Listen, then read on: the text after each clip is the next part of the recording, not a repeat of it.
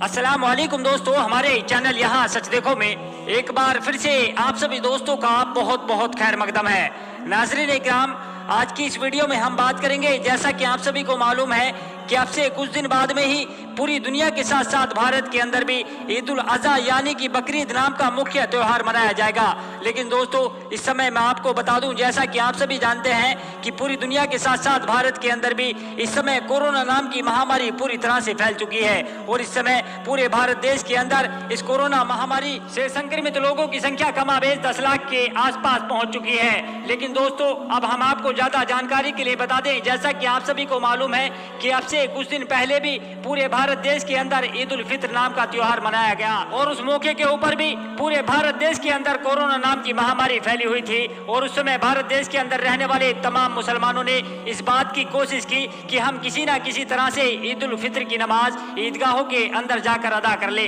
लेकिन दोस्तों, क्या आपको मालूम है कि बहुत से मुसलमानों ने केंद्र सरकार नरेंद्र मोदी और तमाम राज्यों के मुख्यमंत्री इसी बात के ऊपर पत्र लिखा था, लेकिन किसी भी राज्य का मुख्यमंत्री इस बात के ऊपर तैयार नहीं हुआ कि मुसलमानों को ईद उल फित्र की नमाज ईदगाहों के अंदर नमाज पढ़ने की इजाजत दे दी जाए। लेकिन दोस्तों, इसके बाद में अब हम आपको ज्यादा जानकारी के लिए बता दें कि ईद उल फित्र के मौके के ऊपर तमाम मुसलमानों ने इलाहाबाद के हाई कोर्ट के अंदर एक याचिका भी दायर की थी। लेकिन जिस समय उसके ऊपर सुनवाई होती है तो उस समय हाई कोर्ट के अंदर बैठे हुए जज कहते हैं कि छोटी छोटी बातों को लेकर हाई कोर्ट के अंदर मत आया करो, पहले इस नमाज को लेकर अपने राज्य की तमाम सरकारों से अपील करो और अगर राज्यों की सरकारें आपसे ईदगाहों के अंदर नमाज पढ़ने को लेकर मना कर दें तो आप उसके बाद में हाई कोर्ट के अंदर याचिका दाखिल कर सकते हैं। लेकिन दोस्तों, इसके बाद में देश के अंदर रहने वाले तमाम मुसलमानों ने इस काम को किया, लेकिन बावजूद इसके किसी भी राज्य के मुख्यमंत्री ने ईदगाहों के अंदर नमाज पढ़ने की इजाजत लेकिन नाज़रीन इकराम, आखिर मुसलमानों के साथ में ही ऐसा क्यों किया जा रहा है?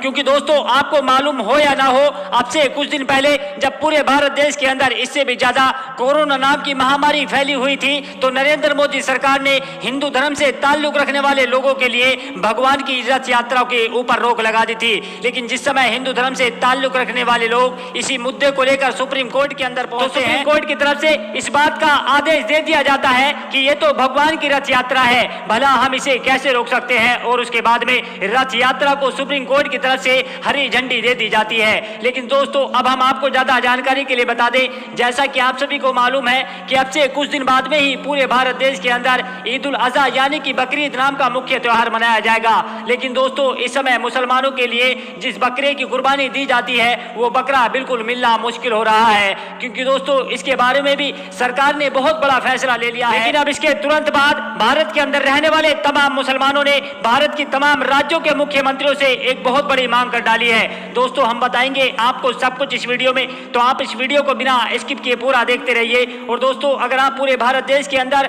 गोदी मीडिया की मुखालफत करते हैं तो आप हमारी इस वीडियो को लाइक कर दीजिए। और नाज़रीन, अगर आप हमारे इस चैनल पर नए हैं तो आप हमारे इस चैनल को सब्सक्राइब करके बेल का आइकन भी दबा दो, जिससे कि हम देश की जनता की दबी हुई आवाजों को ऊपर उठा सकें और उनकी आवाजों को सरकार तक पहुंचा सकें। दोस्तों, बात करते हैं उसी बात की कि आखिर सरकार ने ऐसा कौन सा आदेश जारी कर दिया जिसके बाद में मुसलमानों को बकरीद के लिए कुर्बानी के लिए जानवर नहीं मिल पा रहे हैं। लेकिन दोस्तों, इसके बाद में भारत के अंदर रहने वाले तमाम मुसलमानों ने भी बड़ा ऐलान कर दिया है। नाज़रीन इकराम, अब हम आपको ज्यादा जानकारी के लिए बता दें कि ईद में दी जाती है बकरे की कुर्बानी, मंडियों में सोशल डिस्टेंसिंग और मास्क हो जरूरी। लखनऊ में ईद उल अज़हा यानी कि बकरीद के मद्देनजर सुन्नी धर्मगुरु और ईदगाह के शाही इमाम मौलाना खालिद रशीद फिरंगी महली ने उत्तर प्रदेश के मुख्यमंत्री योगी आदित्यनाथ को एक पत्र लिखकर ईद के दौरान उनसे पहले बकरा मंडी लगवाने की मांग की है, क्योंकि ईद में बकरों की कुर्बानी दी जाती है। उन्होंने कहा है कि दूर दराज से लोग आकर कुर्बानी के लिए बकरा मंडी सजाते हैं, लिहाजा ऐसी मंडियों को लगने दिया जाए।